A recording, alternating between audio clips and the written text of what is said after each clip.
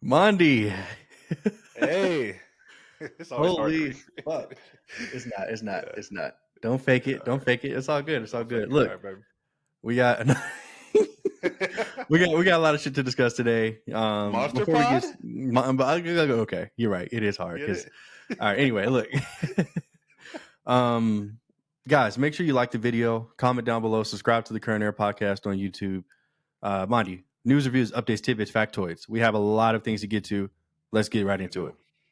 All right, let's pop it off with some reviews. I know you watched the documentary. We watched some of Freaknik and you watched the entirety of Quiet on Set. Mm-hmm. I'll get into my Freaknik just thoughts real quick. Mm-hmm. As someone that grew up in Atlanta, like this was kind of, we hear about it all the time. You know, everybody Yep. talks about it, but no one really like talks about it. I had a father that went to Morehouse, mom went to Spelman. They grew up around this era, so this was them. You know, so I was really scared going into this to see them in any capacity. Thank God I did not see them at all, so that was excellent. Of course, we get like a lot of feedback from a lot of Atlanta legends like Killer Mike, Jermaine Dupri, Lil Jon. 21 Savage, for whatever reason, had a lot to say, even though he's like around our age and he's from across the pond. Mm-hmm. But like I said, it was funny seeing Mark Lamont Hill, who's like a black activist. There was a funny tweet where he was like, you know, people were like, what the hell does Mark Lamont Hill know about hoes on a freaking documentary? And for those people, I think a lot of them fall in line under the camp of like they wanted to see it maybe for different reasons, for maybe just to see like explicit content. But what this really more so is like a history lesson of just what the Freaknik is and its origins. I thought the origins of it were pretty cool. You know, it's just some college kids who couldn't afford to go home for spring break, started throwing a picnic at Piedmont Park, and that turned into from 50 people to what Freaknik ended up becoming. So I enjoyed the history lesson aspect of it all. Like I said, I didn't learn too much new, you know, but I just like to see time capsule type stuff, you know, just to see black culture thriving in the 90s, how we dressed, how we talked. This is the era before social media. So just people just live their lives differently. I feel like, you know, there's a more sense of freedom and stuff like that. So I like to see stuff like that. Mm-hmm. So I ended up giving it a B. You know, I thought it was good for what it was. But for people who have no idea what Freaknik is, I think it could be a really eye opening thing. Like, oh wow, this was going on in Atlanta in the '90s. So I recommend it for those people more so than anything. So yeah, that's my thoughts on the Freaknik documentary. All right. All right. All right, yeah. Just let me. I mean, briefly, I do want to say about Freaknik. That actually, you're right. Who cares what I think? Quiet on the Set, Mondy, the TV show Yeah, slash doc that's taking the world by storm. it is. Yeah. Um, I have been told by my wife to not review this because she thinks that I'm going to get canceled. Um, Oh no. so, Monty, tell me what you thought. I'm assuming that you watched all 4 episodes. Apparently, there is a No, surprise I didn't fifth see. episode. You I didn't see didn't it see at any all. Quiet on Set. No, no, but I'm still interested in hearing your thoughts though. Okay. All right. Well, shit. I was kind of leaning on you there. All right.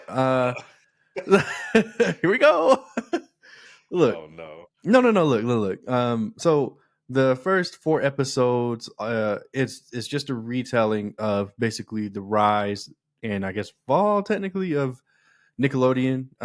That era, that Dan Schneider who started all that, the Amanda Bynes show, and you know Victorious and iCar, like all that. Like he's the producer slash creator of all of these shows, and it kind of dives deep into how he may not have been the nicest guy. He may have been sexist. He may have been racist to an extent. He may have been mean. He may have been a mean boss. And that rubbed a lot of people in the industry the wrong way, especially the child actors, or some of them anyway. But to me, the meat and potatoes of this was the entire Drake Bell reveal. Who, you know, obviously for kids like us that grew up in the '90s, Drake is a huge part of our childhood. Like, from the Amanda Show and all that to Drake and Josh, like we grew up with this nigga. I'm pretty sure Drake is maybe 4 or 5 years older than we are. So, yeah, man, to hear that there was a acting coach on the Amanda Show named Brian Peck who ended up sexually assaulting Drake was just horrible, man. And he was what 13, 14, 15 at the time. He was a minor. Uh and yeah, I mean, you know, in some of the case documents, it lists some of the things that happened to him, which is it just sucks, man. Uh his dad was really vocal about not letting this specific acting coach get too involved with his son, but nobody listened to him. The acting coach ended up getting Drake's dad separated from Drake, which helped him do whatever he did. But yeah, man, look. The reality is this documentary is very uncomfortable to watch at times. There are a lot of things that went over your head as children that when you look back on, you're like, okay, that was kind of a weird choice, but whatever. Honestly, when you're a kid watching this stuff, like 100% of it goes over your head. Like you're a kid, like you're not thinking about a cum shot joke or a racism joke. Like you're not. And I think that's kind of the problem, because when Nickelodeon would approve these sketches or whatever, I guess they were looking at it with a child lens, and maybe that's how some of the stuff got by them. Excuse me. My biggest problem with the doc, though, was that it tried to put Dan Schneider and Brian Peck on like a similar level of like nastiness, and that's just something that I'm not riding with. I'm not riding with it. Like, one of these guys raped a child, and this is just the one that he got called out for. Who knows how many kids that he touched over his time at Nickelodeon? And one of these guys was just a mean boss. Like, if I mean, whatever heat I get from that, I mean, whatever, I don't care. Was he sexist? Maybe racist? Was he misogynistic? Was he the nicest guy at all times? No. But one of these guys raped a child, and I think that's who we should be focusing on. Whereas most of the commentary I'm hearing is about how horrible Dan Schneider is, and I'm just like, wait a minute, why are we not talking about this other guy? But anyway, those are my thoughts. Quiet on the Set. It is a tough watch for 90s kids to figure, to find out all the stuff that was going on. I honestly, Monty, I think you'd enjoy it, man. I really do. I really do. Okay. It's a good watch because you grew up in that era. But isn't also a point of talking points around Dan Schneider is that he's like really weird with like foot fetish type stuff and like sexualizing his young actresses a lot as well. I mean, I'm not saying that that's on the level of rape, but was that addressed as well? It was, yeah. They talked about it. Yeah, three and a half episodes was about how horrible Dan Schneider was, and the other half of the episode was about not Josh Peck, Brian Peck, which to me is just a little. It was just a little strange, but whatever. Cool. Did you finish any movies aside from Godzilla X Kong? I did, Monty. I finished American Fiction. It's time. Wow. It's time. Okay, so look, I have 3 reviews aside from Godzilla X Kong, so let's weave yours in. All right. So I'll do my Roadhouse review and my review for Immaculate, and then I would love to hear your thoughts on American Fiction. Let's do it. I'll do Ghostbusters, and then we can do Kong Godzilla together. So Roadhouse is the movie now streaming on Prime Video, guys. It's the remake of the 1989 film that starred Patrick Swayze. It comes from director Doug Liman, who's made a lot of films that I actually enjoy. I know you love The Bourne Identity. He did that. He did Mr. and Mrs. Smith, Jumper, Edge of Tomorrow, those kind of films.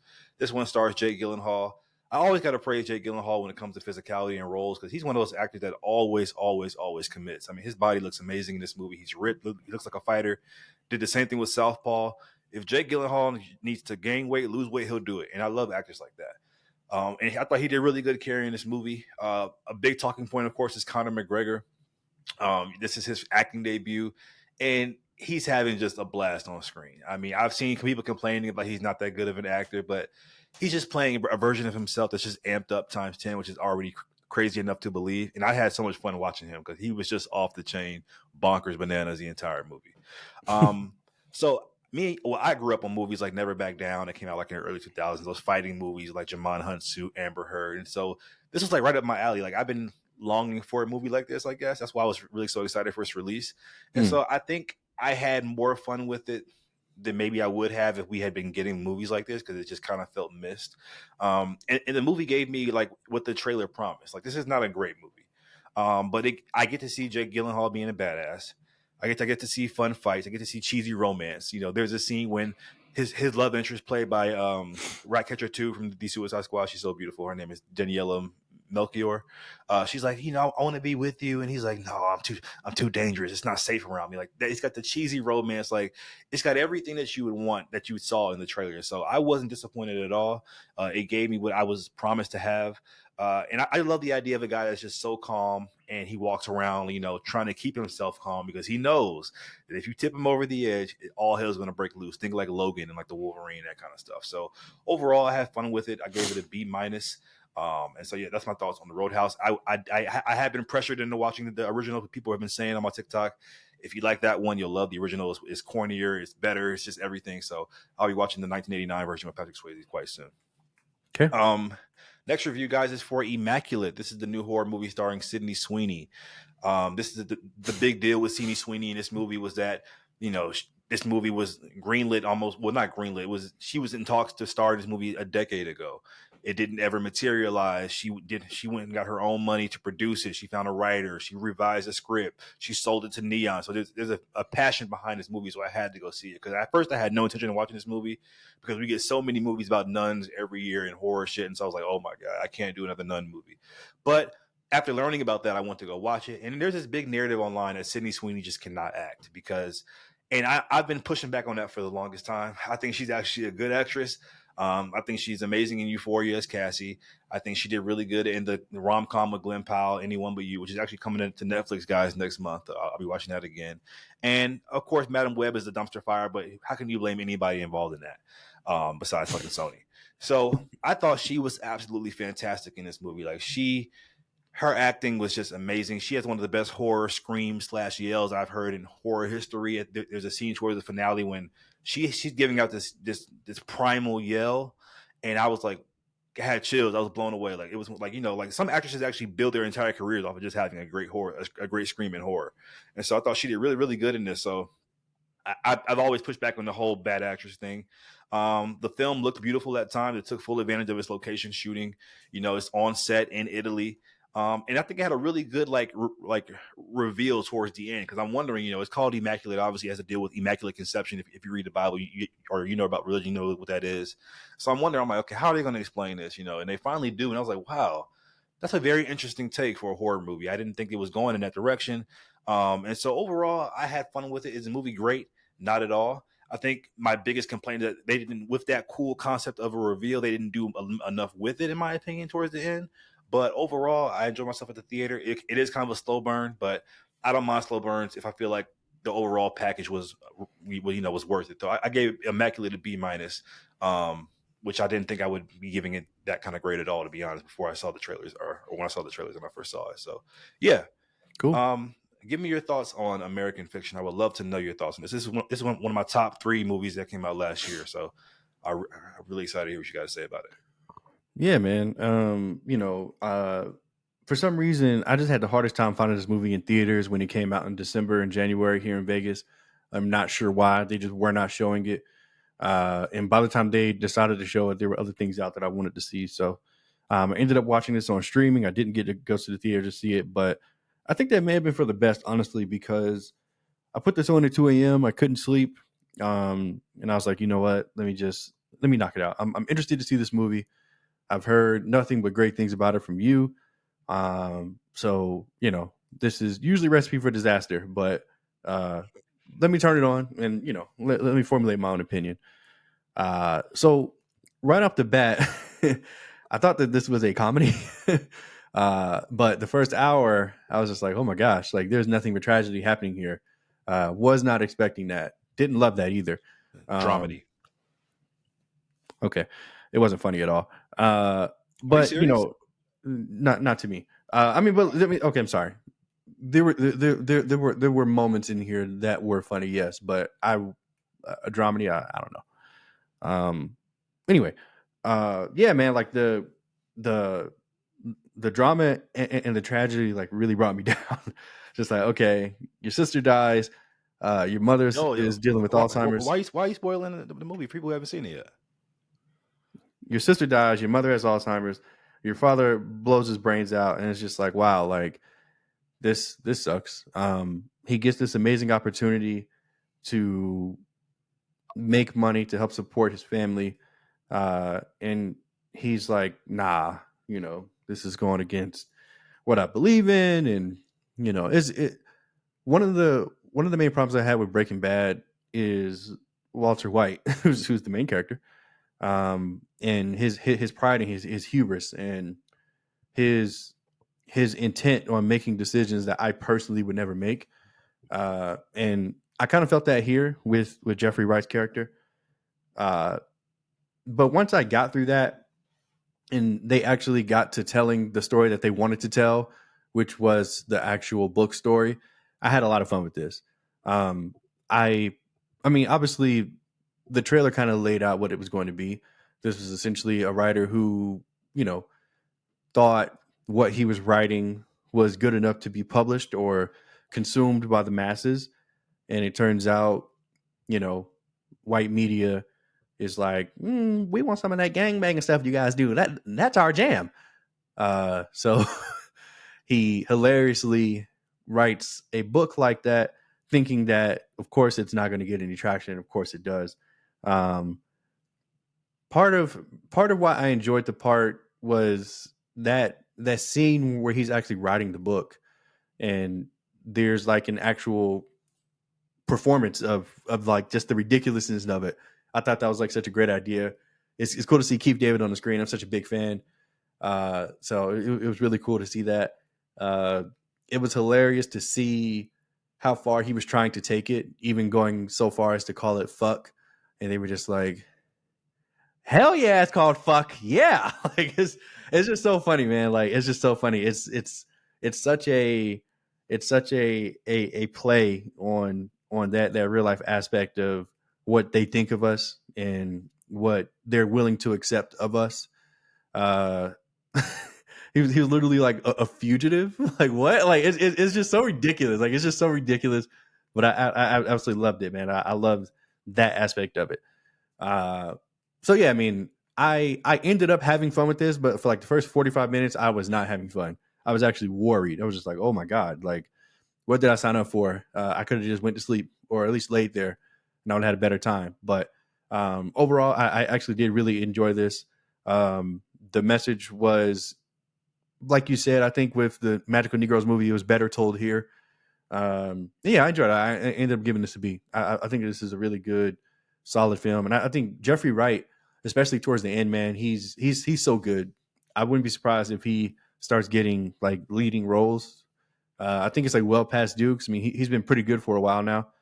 But yeah, he was absolutely awesome in this, and I enjoyed it. I enjoyed it for what it was. I'm glad you enjoyed it. And yes, he actually is getting a lot of more roles now. I believe because of that movie. He just got offered a role with Denzel Washington in a new Spike Lee movie. So I'm super excited for that. Those two guys alongside each other. So yeah, I'm glad you enjoyed it overall. And please have the disclaimer to start giving people our spoiler alerts before we do our reviews, because I mean, that was a big part of the movie. His sister, what happened to her. So yeah. Next review, guys, is for Ghostbusters Frozen Empire. This is a non-spoiler review. So basically, first of all, I just want to shout out all my poor AMC workers that live near me. I mean, these poor kids, they had them dressed up in these Ghostbusters onesies, and they all looked fucking miserable on opening night. They looked miserable. These niggas were like, oh my God, like, what are we wearing? But you guys did the job, so shout out to you guys. This movie, guys, like, it's so overstuffed with just so many characters. So we have the characters from the first film, the family of Paul Rudd and the dad and the sister and the brother. And then we have legacy characters from the original two movies. And then we have just the side characters and new characters that are not introduced, like Kamel Nanjiani and others. And so with all those characters trying to have a balancing act there, we will 20 minutes in the film without seeing Paul Rudd, 20 minutes without seeing Finn Wolfhard, which are the main cast. And so it just felt way too overstuffed. I kind of wish the franchise would have stayed in Oklahoma. Like, even though I didn't love Afterlife, I thought it was a really cool vibe for a Ghostbusters movie because it's a whole new setting. But of course, I understand the iconography of bringing it back to its roots in New York City. But it just felt kind of more of the same, I guess. Overall, this film, I feel like if you're a Ghostbusters, just a fan, you'll like it for what it is. But for me, this feels like such a 2020s movie. And what I mean by that is like every movie has like every era has their own feeling. Like 90s movies feel like 90s movies, 2000s movies feel like 2000s movies. When we look back at this movie 20 years from now, we're gonna be like, Ghostbusters Frozen Empire just feels like a 2020s movie. Like it has an MCU humor. It's got the large ensemble cast. It's got the weird editing choices. Like it just feels like a 2020s mainstream movie, and I don't think that's a good thing as of right now. We're only about halfway through 2020. So Okay. overall, I gave it a C. It's not bad at all, but it's just about as mediocre as it gets, in my opinion. So yeah. Got it. All right. All right. Next review, guys, is for the big one, Godzilla X Kong, Godzilla and Kong. I'm not sure what they want us to call the damn movie, but it's Godzilla X Kong, the New Empire. Have at it. Give it to me. Whoa. All right. I'll give it to you. Yeah, man. Look, these movies are what they are. And my expectations for these are that it should just be nonstop fun. And that's pretty much what I got here. I mean, from the opening, um, I will say that this movie spoiled too much for me with the trailer. Agreed. I was Agreed. I was pretty disappointed. I mean, if you've seen the trailer, then you know about the pink Godzilla, you know about the Kong arm, you know about the Scar King. Like they released everything. The only thing that was a surprise for me in the movie was Mothra. I was like, oh, okay, well, cool. Mothra's back, I guess. Hey, Whatever. can we address that real quick? How What? did Mothra come back? How did Mothra come back from the dead? Didn't she See, okay, die in King of Monsters? okay. So yeah, okay. So what I told Avi was, I'm not trying to understand literally anything. Like, no, seriously, like But no, as I mean, no, but no, no, that no, no, no, matters though. That no, fucking no. It doesn't matter. matters. It doesn't matter. As ridiculous and insane as that sounds, I don't care. Like, I don't care. Like, yeah, okay, sure. This random kid she has the power to bring back Martha. Whatever. Get back to the fire breathing and the fights, okay? I don't care.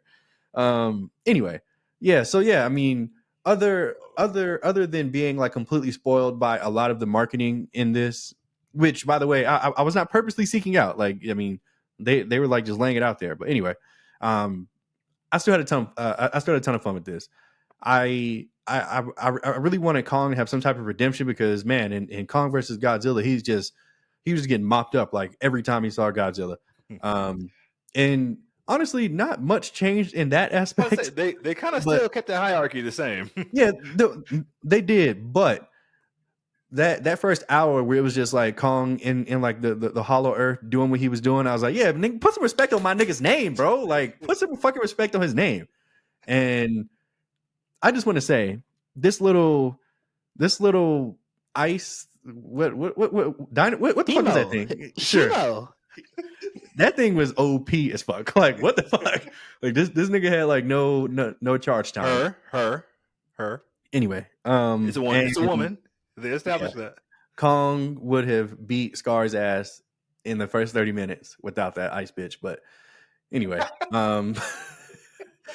yeah, look, man, look, I had a ton of fun with this. I really don't have any complaints. I mean, I got exactly what I wanted. I got the monsters doing what monsters do. Godzilla, why are you so destructive, sir? Like, why? Like, there are so many times where you're just like, this shit's in my way. I'm just gonna run all this over. I'm gonna like, I don't care. Aren't you supposed to be saving the earth, bro? Like, do you not care about your job anymore? Holy shit. But yeah, I mean, look, Brian Tyree Henry was hilarious, just like he was in the last one. This random white dude that had all this stuff to do, I don't know where he came from, but okay, cool, Dan Stevens, yeah, sure. And yeah, I mean, I don't want to ramble on. I had fun. Team up at the end, predictable. I wanted it immediately. I needed the big CGI third act, as you love to call it. I don't care. I needed it. Oh, one thing I want to touch on is the Tiny Kong thing. I thought before I saw this film, I thought that they were going to go in a totally different direction with that, but I'm actually glad in the direction that they went, because for a brief moment, I believed it, even though it was like total bullshit. I believed it, and that's really all I needed. Like it care, like at least care, like okay, you're going to introduce them. It's only ever going to go one way, fine, but make me care for a little bit, and they did. So shout out to them with the little Kong shit. What do you think, Monty? All right. So first of all, actor Dan Stevens, who's that new guy that you just mentioned, he promised us that this would not be a human-centric story, because he knows when it comes to these MonsterVerse films, we don't care about that shit. And sir, you fucking lied to our damn faces. This movie is still quite a human-centric storyline, if I have to say so myself. But like you said, Kong fans like yourself, I figured you guys would feel some kind of sense of redemption from what happened in the last movie and those events from this movie, because it is more Kong focused. But like Godzilla's still his daddy though. Like he knows it. So that's good. You guys, if you want to see one of the funniest rants ever, Julian in 2021, when I tried to warn him that there's no way Kong could ever defeat Godzilla. And when he finally saw the movie and he was like just so heartbroken and disappointed. It's one of the funniest rants of all time. Like I every now and then I go back and listen to it. Anyway, but yeah, I think these movies do a really good job of continuing to like humanize Kong. You know, he has great expressions, intellect, and I love that Godzilla was setting traps. Like what? Yeah, like building traps. And all right, cool. I love that Godzilla is the complete opposite. He's just a mindless beast, and it's okay to have a mindless beast in this situation because they bounce well off each other. Like one's humanity, all that kind of shit. The other one's just like, bro, I've never seen a character that's more on go in fiction than Godzilla. Like, if he hears you, if he feels your presence, if you're a Titan near him, he's going to fuck you up. He's going to come with one intent and just to kill you. And I love it about like Godzilla. Like since 2014 with the fucking Mutos, that's never changed. He is coming to fuck shit up. He don't care. He's on go. He wants smoke. He wants to throw hands. And I love that about Godzilla.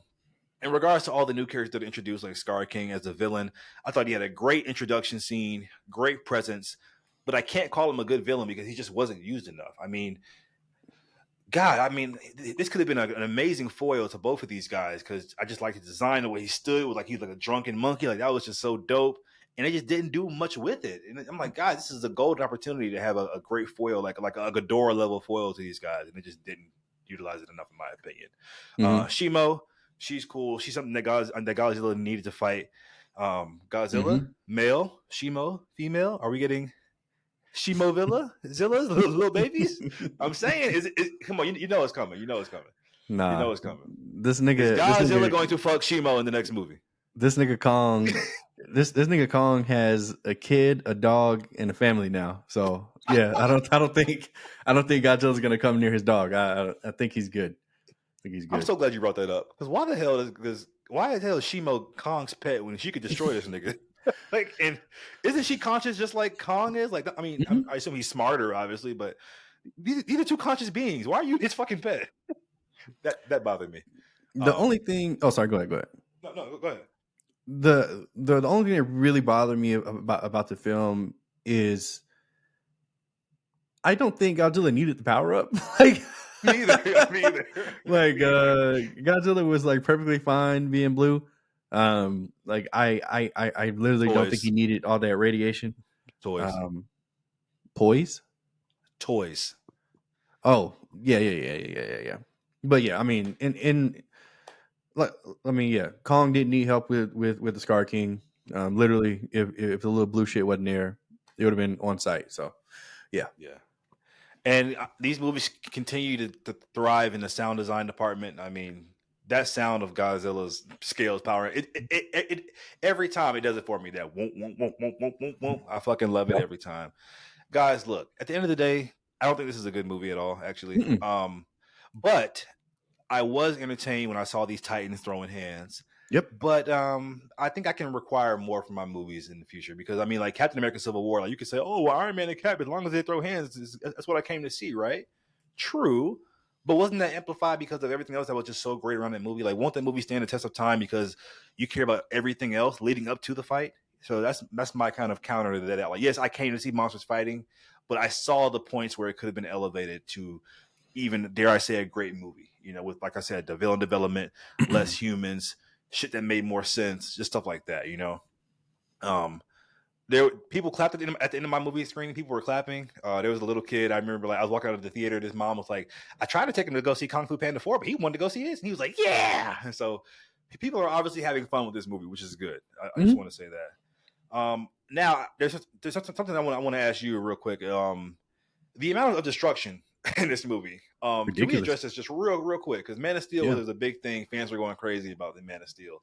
The Mm-hmm. Superman falls Zod. Godzilla walking from point A to point B killed thousands of people. Mm-hmm. Thousands. Mm-hmm. So goddamn, the fight at the end in Brazil, I'm pretty sure like maybe a million people died. I mean, are we gonna? I mean, yes, he's the protector of Earth, but at what fucking cost? Like, are we gonna address this? Yeah. It's like I said, man. Like he was like purposely like going in between bridges and like through water canals to like flood the streets. And was like, holy shit! Like, relax, bro. Like, yeah. Yeah, okay. I mean, even their fight on the pyramid, I'm just like, oh my god! Like these poor people are just dying. And plus, we get our fucking landmarks are fucking the Great Pyramid is just destroyed now. Okay. The funniest shit in the movie though was Godzilla sleeping in the Coliseum. That shit was hilarious. That was hilarious. He said, "They're mine now." Right. Nigga said, I'm going to my bed. All in a day's work, bitch. Beat somebody ass, sleep. Bro, Godzilla's a menace. This nigga went to a Titan's protected cave just to power up kill the nigga. Said, your trap, my trap now. I need your energy. Like Godzilla's a fucking menace. I love it. Yeah. Anyway, let's talk about some DC Marvel news real quick. Joker 2. We're constantly getting more details about this weird ass movie. It's been said now that it's going to include 15 covers of very well known songs. So this was not like a musical where we get like original songs. These are covers now. So I just don't know what to think about this movie anymore. Do you have any thoughts on that? Well, I mean, look, this was always going to be a tough watch for me, even though I love the Joker and I love musicals. But putting them two together, it just doesn't make any kind of natural sense to me. I hope that I'm just wrong when I go see this and I end up loving it. But yeah, hearing that they're doing, I mean, there is going to be some original music, but 15 covers, that's a lot of fucking songs. Mean Girls earlier this year, I still think had too many songs. So it sounds like they're going to be doing that with this too, which is unfortunate, but whatever. We'll see. Yeah, your boy Michael Rosenbaum, who played Lex Luthor on Smallville, says that they're going to pitch an animated Smallville sequel series to DC when it's the right time. The quote is, "The whole cast would voice their characters from the show, and we would have a concept of what the new show is." As a Smallville fan, would you want to see this Smallville continued in animated form? Of course, yeah. I mean, they're all too fucking old to play live action, so yeah. Sure, let's do this. I guess. Don't know what they're gonna do about Chloe, but yeah, let's do it.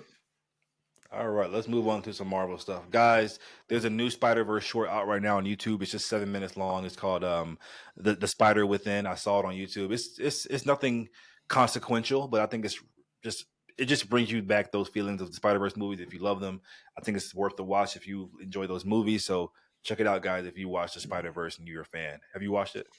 No, don't plan on it. All righty. Seth Rogen will officially be penning and producing an R-rated Venom animated project for Sony Pictures Animation. Are you here for this? No, I'm not here for this. No. Venom: The Last Dance? Well, I guess fucking not. Because here comes Seth Rogen to write a R-rated animated Venom. I'm not here for this. I don't need this. Just, no, I'm good. Well, due to Seth Rogen's track record in the superhero space, I have to be excited for this. I mean, he knocked it out of the park every time with Invincible, The Boys, The Green Hornet. So let's do it, man. Sebastian Stan will not return as Bucky Barnes in Captain America: Brave New World. Anthony Mackie tweeted that this experience has been dampened without his friends, him and Daniel Bruhl, who played Zemo. So basically, that's like Anthony Mackie's way of saying, "Hey, I want you guys in the movie. I don't know what Marvel's doing." What are your thoughts? Would you want Winter Soldier in the new Captain America movie and Baron Zemo, I guess? So, no. Oh, wow. Wow. This is Sam's movie. He's Captain America. We've established that. So why does he need to be in the movie at all? Let him have his solo film. This doesn't need to be a fucking buddy cop movie, just like their TV show was. I'm perfectly happy with Sam Wilson getting his own movie, man. I really am. I know a lot of people are like, how are you going to have a Captain America movie without Bucky? He's been in every one. Well, he's not in this one. Deal with it. Okay, well, yeah, I feel the opposite. It does bother me. I just think those two are just dynamite together. I love them together. They're like the Godzilla and Kong of the MCU. So, Uh, I mean, yeah, I would want to see Bucky, but I get it. He's doing his whole thing with Thunderbolts. They're going in two different directions. Look like Bucky's going down a darker path again, and Cap's going down another path. So sure. What'd you call him? Bucky, Cap. No, Cap. Cap who? Cornbread Cap. Yeah. All right, okay. Just checking. Anyway, guys, the entire Skywalker saga is coming to theaters on Star Wars Day, May 4th. So, will you be checking for any of these 9 Skywalker films in No, theaters? I feel like they do this every year, like literally every year. No, I'm okay. I have them all on Blu-ray. I mean, of course, I've seen these movies countless times, but I think I would want to see the OG movies in theater just because I've never seen them in theaters because when I wasn't born when they came out. So I would love to see maybe Empire Strikes Back on the silver screen. That'd be kind of cool. So I might be looking into that, to be honest.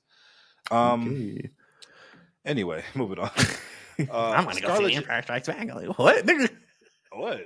Sorry, I'm a fan. No, go ahead. Scarlett Johansson is in serious talks right now to lead the next Jurassic World film by Gareth Edwards. Of course, he's director of movies like Rogue One and The Creator, which came out last year. Apparently, Jennifer Lawrence passed on it.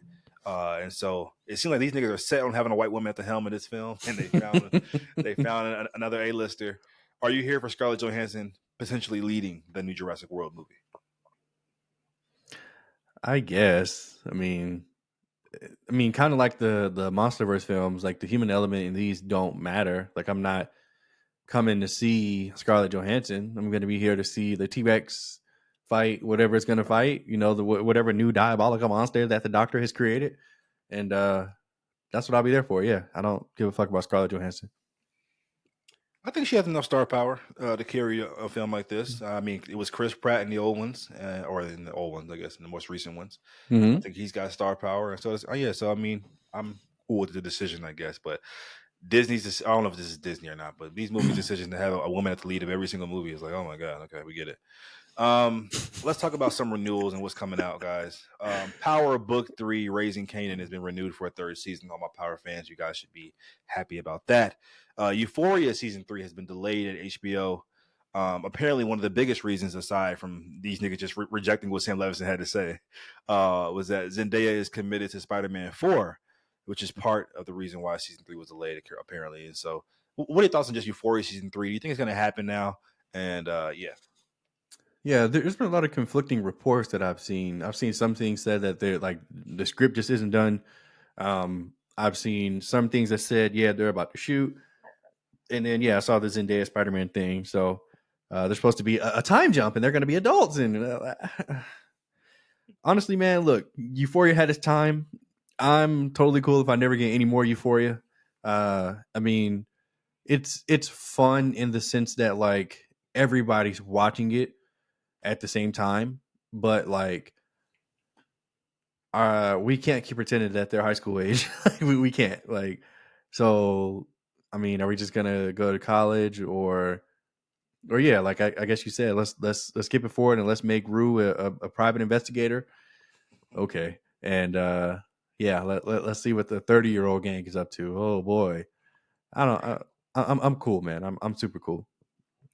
as someone that loves Euphoria, I don't think season 3 will ever happen now, because of the label. Mostly because this show has created a bunch of just A-list stars. You could say. I mean, from Jacob Elordi, of course, Zendaya, Sydney Sweeney, Alexa Demi, Coleman Domingo, fucking Storm Reed. Like this show just has a lot of bona fide stars now, and so to get these guys on the same schedule for it, and it's a television show, it just seems more unlikely now. So shout out to the show, obviously, for birthing these stars, a lot of them.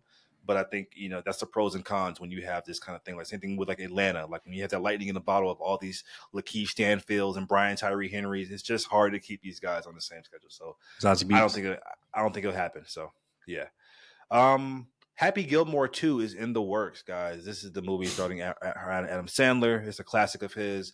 However, don't be too happy because it's coming to Netflix, which we know what that means. It's going to be booty butt cheeks. Any thoughts on this?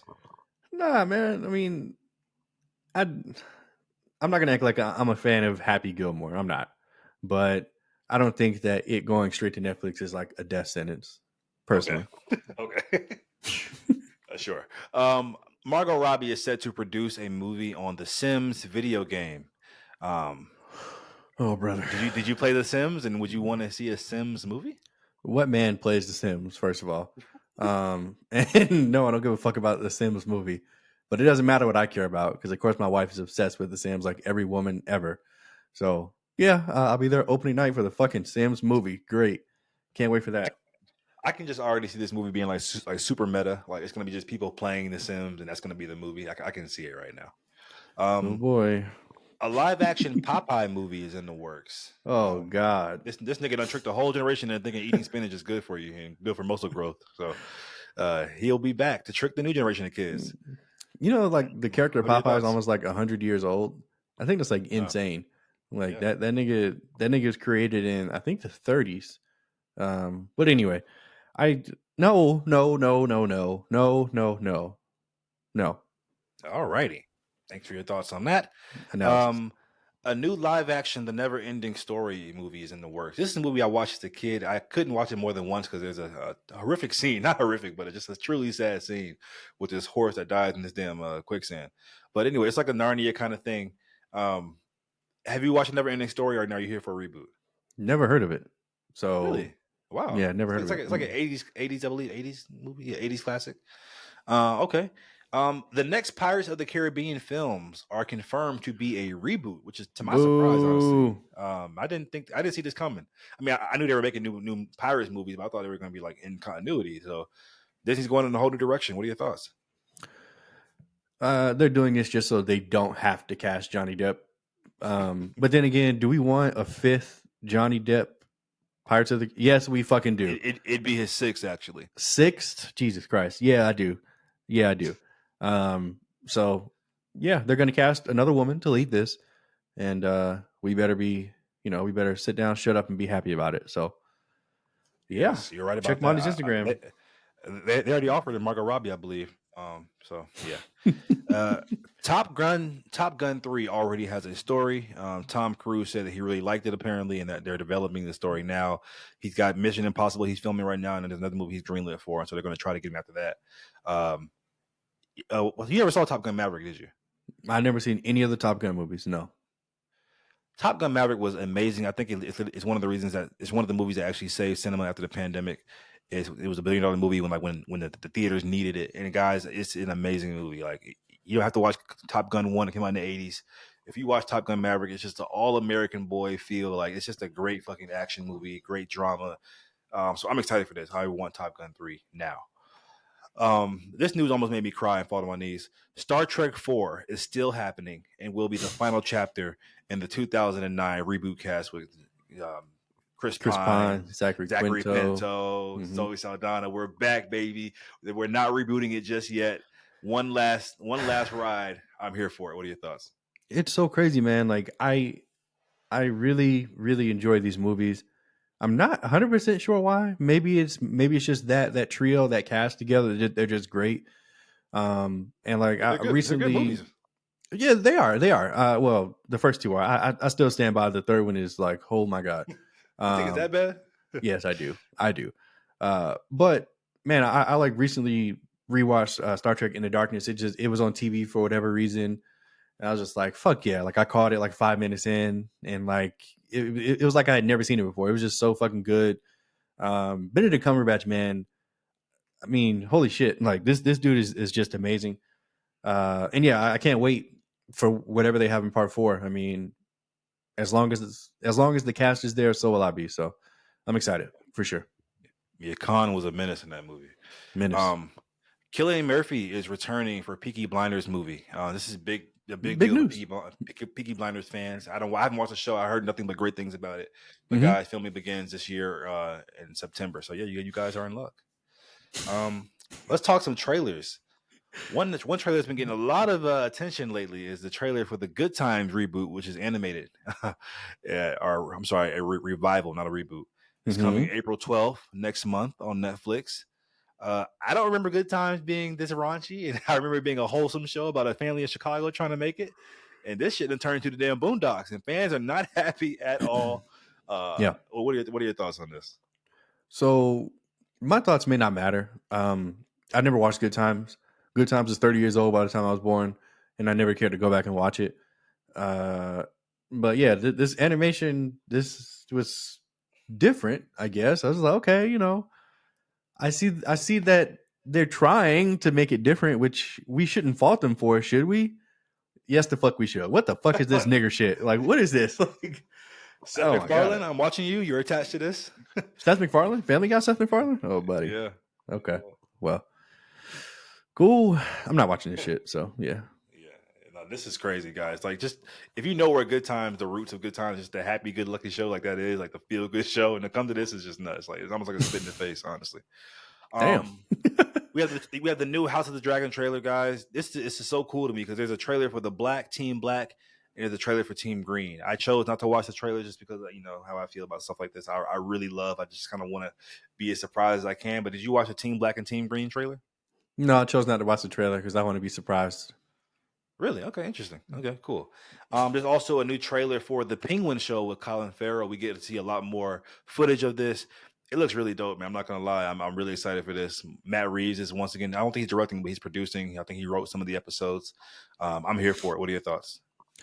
Yeah, I mean, look, Colin Farrell's Penguin was the stand. Well, I won't say the standout, but he was one of the standouts of the film, as I've said many occasions. If anybody was going to get a spinoff show, it was going to be him. And yeah, I mean, the show looks like it's going.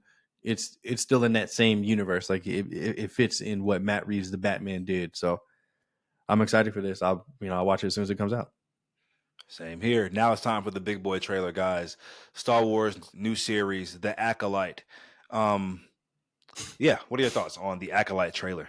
Jesus Christ. Well, initially they were positive until I realized that there was no way that I could actually like this as a Star Wars fan because, this is against the canon, and how is this character alive, and how are they holding lightsabers, and what the fuck is going on? I can't stand Star Wars fans, bro. Like I Star Wars fans are probably the worst fan group that I can think of, and that's crazy because I'm an anime fan, and like anime fandoms are known for just being just hating everything. But anyway, yeah, look, this trailer was fantastic. I was like, whoa, what the fuck is this? I have no idea what's going on. I have no idea who any of these characters are. The only thing I know is that it's set 100 years before the Empire. So no, before Phantom Menace. Before Phantom Menace. So great. I don't need to know any more than that. I want to go in as blind as possible. I'm super excited for this, man. This came out of nowhere for me. I'll be watching as soon as it drops on Disney Plus. Yeah, this trailer was absolutely amazing, guys. I'm not gonna lie. As a big Star Wars fan, I was like kind of blown away. Honestly, I was like, "Oh my god, I'm scared. I hate feeling like this about something I love." But yeah, this was absolutely amazing. Like just the idea of it being set because we've never had anything set prior to the Phantom Menace episode 1, and so just to see what the council looks like back then, where we see Yoda, he's definitely alive during this time. I can't wait to see how it plays out. Now there are some things I want to just some tidbits of the show that I just want to get your opinions on real quick. Number one being the showrunner already considered there's plans for a season 2 already. So that's pretty cool. I guess we're not gonna it's not like a limited series. Also, she had some things to say about casting Daphne Keene, who played X-23 in Logan. She said, "I casted her as a Jedi because I just wanted to see X-23 with a lightsaber in her hand," and so that's what I did. That's just pretty cool. She was like that transparent about that. What are your thoughts on that? Yeah, I mean, I guess that's cool. I thought it was more cool that Rue from the fucking Hunger Games is the villain. Like I couldn't tell Amanda that was her. Stenberg. Yeah, I can tell. she looked great. Sure, and then we have a Wookiee Jedi. Let's fucking do it, bitch. Like, yeah, okay. There's also a Jedi that has a whip as a lightsaber. So that is, I'm on the fence about that. No, I'm not on the fence. Let's do it. Let's fucking do it. Yeah. No, don't. One time only. One time only. Don't just let anything fly, bitch. Yeah, no, anything can fly. I don't care. Yeah, this is supposed to excite me. That's it. I'm not supposed to care about the canon. One of the best news that came out to me is that this did not use the volume at all during filming, and you could tell it looks realistic. Like it looks fucking good. So I love location filming. So what are your thoughts on the volume in this? It's just crazy how people just so quickly turned on the volume, man. Like I know. When it was like announced as like a thing, we were like, wow, we could do all these cool things and and then what was it, like Game of Thrones season 8? I think used it like too much, and they were just like, get this shit out of here. Like this thing sucks. And No, then I ever think since no. then, it's just The like, wow, Mandalorian like this started sucks. it. I don't think Game of Thrones used the volume. In season 8, they didn't use it. No, The Mandalorian was the show that started using the volume first. It was Okay. built for The Mandalorian, and they used it on Percy Jackson. They used it on fucking Obi-Wan. It looked horrible on Obi-Wan. But yeah, but I think it can be used really good in spots, but just don't use it for a whole and fucking entire. That's why Andor, whether you like the show or not, it looked amazing. Because they didn't use the volume at all in that either. Now there is one line that's been bothering me as a Star Wars purist. They said in Phantom Menace that the Sith has been extinct for a millennium, and so I don't know if there's Sith in this show, but I saw red lightsabers, so I have to believe that they're Sith. Which 100 years is definitely less than a millennium. So is this breaking canon? A lot of Star Wars fans are concerned about that. So we'll see how they kind of go around it if they do at all. Oh my gosh. Okay. Also, the Acolyte trailer, guys, got 51.3 million views in its first 24 hours, the most watched trailer debut of any Star Wars series, but also the most dislikes. It had more dislikes than likes in its first 24 hours as well, which is super crazy. I have a theory as to why that is. Why do you think that is? Because it broke the canon. No, I don't think that's why. Because there's too many women in it. That and people of color. There isn't. I don't think there's a single person of like a white person in the lead cast as a Jedi or anybody. So honestly, I don't even know how to articulate what I'm about to say, but I'm not gonna say it. But they're right. They're right. Where are the white men? Where are they? It does feel like pandering to have not a single white person in the cast. I mean, as a black, I want to see myself on screen, yes, but this. First of all, if you're a racist and you dislike the video just because you're racist, fuck you. But at the same time, I can see the pandering that Disney is doing, and I don't like it either. So I'll just say that, and I'll keep it moving on that. This Monty. Guys, fans of video games, Borderlands 4 is in development. Whoa. What? We didn't talk about the Beetlejuice trailer. Oh, guys, I totally skipped all my movie trailers. So let's go back to the trailer. Sorry about that. Oh, we have the trailer. I want to shit on that. Jesus. We have the trailer for Jerry Seinfeld's new Pop-Tart film, Unfrozen, coming to Netflix. It comes out May 3rd on Netflix. It looks like I thought it was like one of those movies, like just like a biopic kind of thing. But this is more, I mean, it is, but it's like an over-the-top comedic angle with this, with a whole bunch of comedy legends and it's totally stacked cast. Is this enough to intrigue you or not really? No, get the fuck out of here. No. I will say that Okay. The cast intrigued me, but not enough for me to like pay my money to go to the theater to watch this bullshit. It's coming to Netflix. Oh, that's even better. I'm not going to watch this still. But yeah, I mean, Jerry Seinfeld. What's the fat white one's name? There's two of them. We got Amy Schumer. We got a little Melissa McCarthy. We got Shirley Turner. We got Bill Burr. We got everybody in here. Yeah. About the creation of Pop-Tarts and how it changed the breakfast injury and blah, blah, blah. I don't care, Monty. I literally can't even form a fucking thought. Agreed. There's a lot of comedy legends in here, but it just looks too stupid. I just can't do this. White comedy legends. People say. There's Cedric the Entertainer shucking and jiving in there, so yeah, we got him. We have the trailer for Herald and the Purple Crayon. Crayon. It comes out in August 2nd in theaters. This stars Zachary Levi, Lil Rel Howery's the little nigga sidekick. What are your thoughts on the Herald and the Purple Crayon? What the fuck is this? I've literally never heard of this at all. Really? This is a kid show. It used to come on like HBO, I believe. I know, like a kid show HBO. But wait, what?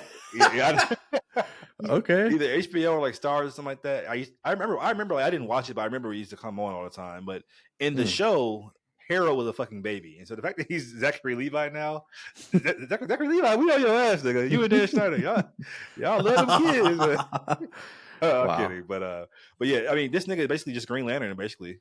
He can just draw whatever he wants and it comes to life and he can play around with it. So this looks horrible, to be honest. So I will not be watching this. So yeah. Okay. We have the trailer for Beetlejuice, which is part 2 of the Beetlejuice OG film. I think it's a great title, by the way. Has been released, coming to theaters September 6th. Jenna Ortega is joining the original cast. What are your thoughts? Yeah, it's like ass, and I'm so glad it did because we watched the trailer for this before. I guess they played it during Kong, and Avi was like, "Oh man, can't wait to see this." I was just like, "No way! There's no way you just said that. Like, no way! I gotta go to fucking Uh, this and what was the other thing I said earlier? You said, what does she want to see? I forgot. Some stupid movie. Anyway, yeah, I'll be there for this bullshit. But guys, I did not see Beetlejuice growing up. I saw it when I was fucking 27, and it was ass. It didn't hold up. But of course, I don't have those nostalgia blinders on like the rest of you. So I'm sure true Beetlejuice fans can't wait to see this. I'm just not one of them. Well, I still haven't seen it, so I will be watching that before I watch this movie. So, Oh, yeah, we'll see how I feel about it. And last trailer, guys, is for Bad Boys 4 has been released. It's called Bad Boys Ride or Die, coming to theaters June 7th. Reggie's back. What are your thoughts? these movies are just ridiculous, over the top, and that's exactly what I want when I go to see a fucking Bad Boys movie. Like all these people are like, this look the same. This like just like the last one. Yeah, it fucking better. What the fuck? Like, don't reinvent the formula. I want Mike being cool, blowing up cars, shooting people. I want Martin Lawrence's character to be fat and out of shape and pushing for retirement every movie. I'm totally cool with this. This looks like it's going to be just as fun as the last three were. I'll be there opening night. Same here, guys. I agree with everything he just said. I don't think any of the jokes in this trailer landed at all for me, so that was kind of worrying. But I'd watch Will Smith and Martin Lawrence do anything for 2 hours. So, well, What? What? chill out. Come on now. Can we stay on schedule, please? We? Sorry. This nigga's Anyway, Oh, moving crazy. on. Moving on. Crazy. Speaking of trailers, guys, we have a video game trailer to the highly anticipated video game, Captain America and Black Panther World War II game, Marvel 1943, Rise of Hydra, coming out next year sometime. We don't know when. What are your thoughts on this trailer? It's got a lot of talking points online. Yeah, they're using the Unreal Engine, which it looks incredible. It looks lifelike to an So, extent. can you explain what that is? Because I saw that they use that for Dune 2 as well to help like what is this Unreal Engine? I think I keep hearing about. Is it like a technology or something like that? Yeah, that's the best way I can explain it. So most games that are built today can't they basically can't build a game using the Unreal Engine just because it's too powerful. It's like the latest technology to create shit. Excuse me. Okay. So whereas people are shooting in 4K or 8K or whatever HDR, the Unreal Engine is just another way to shoot content. It's better for video games because of the ridiculousness of it, but Okay. yeah, Well, I mean, like I said, it looks absolutely incredible. It it looks looks incredible. amazing. It looks amazing. Um, Yeah, bigger. we're in World War II. Boy, we love World War II. Holy shit, we love it. Uh, Four playable characters, which I think a lot of people are forgetting. You mean, look, it's cool that you got Cap and And T'Chaka. three of them are of the blacker complexion. I wonder how that fan's gonna like that. Yeah. And yeah, we have a soldier and then a Wakandan spy. So I mean, yeah, look, it looked cool. I mean, look, Kari Payton, he's awesome, man. He's cyborg. John Stewart. No, Nope. Wrong. Sorry about I was that. gonna say King Ezekiel from The Walking Dead. He does so many voices. It's like hard for me to like narrow down. I guess Cyborgs is the most famous, but yeah, whatever. So let's do it. Yeah, I'm here for it. It looks super cool. I want to see gameplay before I stamp it. But yeah, I mean that's a great trailer for it for sure. Yeah, guys, looked amazing. As Julian said, it looked like so fucking realistic. I don't know if that's gonna look like the actual gameplay. Probably not, but the story cutscenes looked amazing. I've been saying this for years now. Let's get some of these video game storyline developers in Hollywood because this story just looks fucking way more entertaining than the last fucking 5 MCU movies we got, just from a storyline standpoint. I do have one big problem though. We got two light skinned Wakandans, and that's just Julian might be a fan of that, obviously, but what the hell? I Wow. mean, I've read some Black Panther comics over the last over a decade, and I've never seen a single light skinned Wakandan. I get it, maybe they're trying to pay homage to Kari Payton because he's light skinned, but no, nigga, this is nuts. This is a dangerous path we're going down. There are no light skinned Wakandans, so don't whitewash my Black Panther. Anyway, moving on, guys. Where am I? Okay, yeah. So I'm stalling for time. Trying to. Okay, yeah. So let's talk about some tidbits real quick. Steven Spielberg actually wanted to direct a James Bond film, guys. Did you know that? But Eon Studios said no, and so when he told George Lucas this, they decided to create Indiana Jones. That's just a really cool tidbit to me. So Indiana Jones is Steven Spielberg's version of James Bond. So really cool.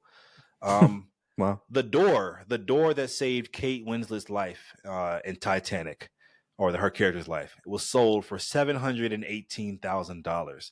It was the highest bid amount during Heritage Auctions Treasures from Planet Hollywood event, beating out Indiana Jones's bullwhip from Temple of Doom and Jack Nicholson's axe from The Shining. So that's just a really cool piece of tidbit as well. So whoever bought that door, shout out to you. Serious collector. Holy shit. Right. And lastly, Martin Lawrence actually wanted Eddie Murphy to star alongside him in the first Bad Boys movie, not Will Smith. Could you have seen it, him and Eddie Murphy? I don't think it would have worked unless Martin Lawrence took over what Will Smith's character has done. Well, I mean, I'm sorry. I can see Eddie being that guy. Yeah. Too, Again, guys, just for any new listeners we have, you hate Eddie Murphy. I forgot. No, it's not that I hate him. It's just that Beverly Hills Cop and all that. Like I don't know who that Eddie Murphy is. Like I know Donkey and Dr. Dolittle. So like for me, seriously, for me, I'm just like, no, this nigga can't. Yeah, like this nigga can't be cool. Like Eddie Murphy, like, no. But I totally forget that he had a whole 20 years before where he actually was cool. So sure, I guess he could have done it. But I mean, Will Smith is Will Smith. So yeah, it worked out. Agreed. Last thing here, guys, all my Dragon Ball fans, a Dragon Ball theme park has been announced and will be constructed in Saudi Arabia. Just a few points about it. 500,000 square meters. It will feature a Kame House, Capsule Corp, Beerus' Planet, and others. It's got 30 plus Dragon Ball themed rides, 70 meter tall Shinron roller coaster, and in 7 Dragon Ball themed zones. So, guys, as a Dragon Ball fan, it sounds amazing, and I'll probably be there. What are your thoughts? My camera can't focus. Yeah. Look, I'm reading it like, 70 million feet. that bitch sound outstanding. Nigga, that shit would sound great. I was like, what the fuck? Oh, big ass shit around, bro. Oh, fuck. Yeah, cool, man. Yeah, amusement park Dragon Ball.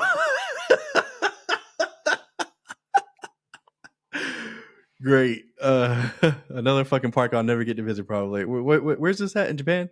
Saudi Arabia. Oh, Jesus. Oh, my bad. What? They created the character. Why? I mean, of course I assume it's in Japan. But I said Saudi Arabia. So. Yeah, Saudi Arabia. All right. Yeah. These niggas got too much money. They're just building shit. $70 million foot Shinron, guys. So it's ridiculous. It's not really 70 million. It's 70 meters, which is still pretty long and pretty big. Let's just end it here because it's getting off the rails.